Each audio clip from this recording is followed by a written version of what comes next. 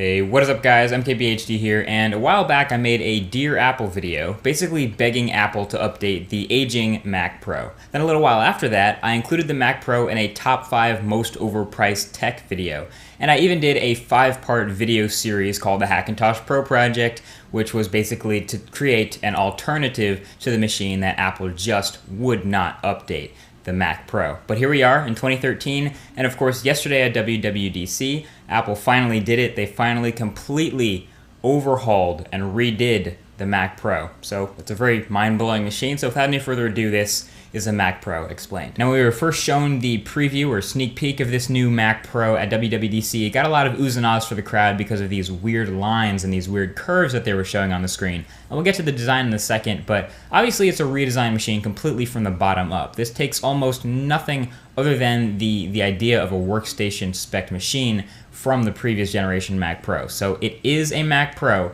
but it's pretty much not based at all on the previous Mac Pro. So one could argue that it's not really actually a Mac Pro, it's just a new Apple desktop that Apple called the Mac Pro to get people to stop asking for a new Mac Pro.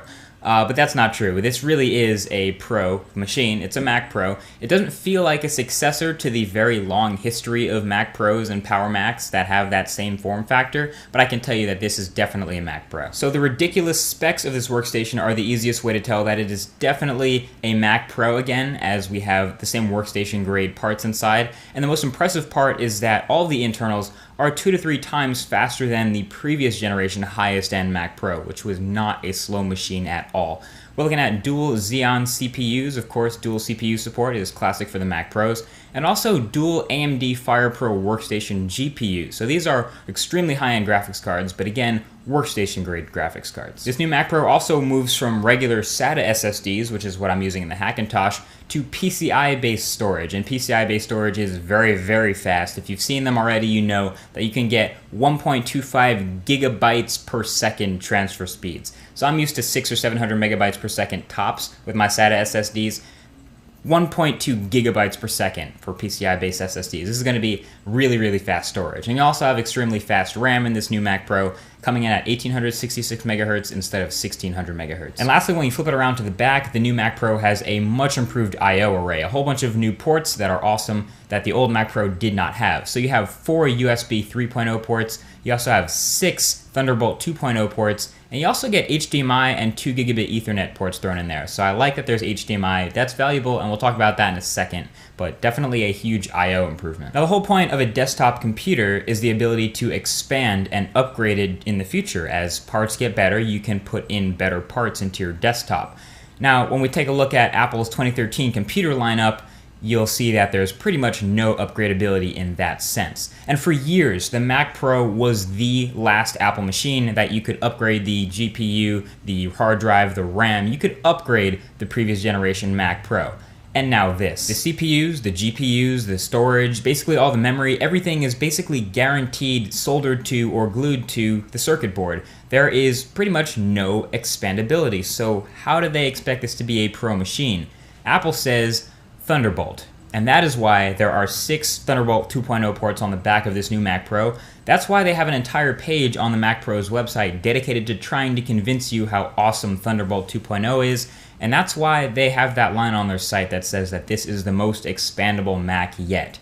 It's because they want you to believe that Thunderbolt is a way of expansion in the future. Now, don't get me wrong, Thunderbolt is good. I love 20 gigabit per second transfer speeds. I love the daisy chaining ability and everything. That's great. But that means that your storage all now has to be external via those Thunderbolt 2.0 ports, which means your nice, simple-looking Mac Pro setup could go from looking like this to looking a lot more like this, meaning you aren't going to have a very clean setup if you tend to use a lot of storage. You can't even throw a new hard drive in there. You have to use external expansion. If I want to add a 2 terabyte hard drive, I can't just shove it in like I could in any of the previous Mac Pros. You have to use an external storage, which is a bit of a con, I would say. Now, the real head spinners here with this new Mac Pro are the size and the design. The size and the design are the most impressive, very different things about this versus the rest of Apple's lineup and the rest of the computers that exist right now.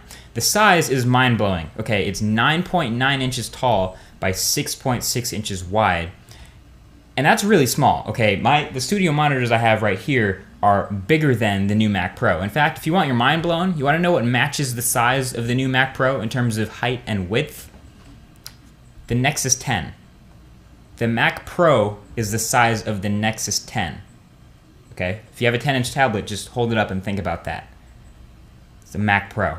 I could punt a Mac Pro across the room. You couldn't even get close to doing that with the old Mac Pros. So the size, yeah, mind-blowing. This tiny design is made possible by what Apple calls a thermal core. Basically, long story short, instead of having individual heat sinks on all the different parts that need to be cooled, like the CPU, the GPU, etc., they have one giant heat sink in the center in the shape of a triangle that all the different parts connect to. So everything cools at once and all the cool air and warm air radiates out the top through a single fan. It's a neat concept, and it's a great way of eliminating the need for a bunch of different radiators and heat sinks and fans and things like that. Now, the design is another interesting thing, and I happen to think that that's the most interesting part of the Mac Pro.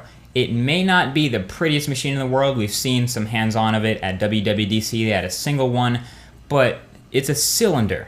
So look around your room. You probably have square corners all around your room. You probably have your square computer up against a square wall, and it's probably underneath your desk or up against your desk on a square wall surface. This computer is a cylinder. It's forcing itself to not be up against the wall or in a corner of your room. It's forcing itself to be a round cylinder sitting on your desk, and that's kind of what Apple wants.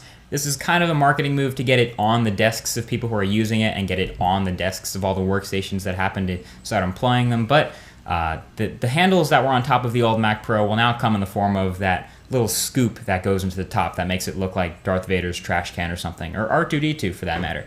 It's an interesting design. I don't really like the fact that it's glossy. If you saw it at WWDC, the inside is matte black, but when you put the cover on, the trash can looking cover is glossy on the outside. Doesn't look all that pro to me, but I'll probably end up putting some designs on it anyway to make it look a little bit better than that. So that's the Mac Pro. It's got the specs of the future and the design of some weird creation or collaboration, but honestly, it's an interesting machine, and I like the fact that it's so powerful, and it'll have the specs to be able to, according to Apple, edit 4K video while rendering effects in the background while connected to up to 3 4K monitors. That's the specs of the future right there, because that's the setup of the future, editing 4K video on 4K displays. Either way, I can't wait to get my hands on one, and if you can't either, definitely leave a thumbs up on this video below. I can't wait to put this on my desk and actually start to show you guys it in person with some unboxings and reviews and tests and things like that. But until then, definitely subscribe for the upcoming videos and more content that I have on the way. And thank you for watching, and I will talk to you guys in the next video. Peace.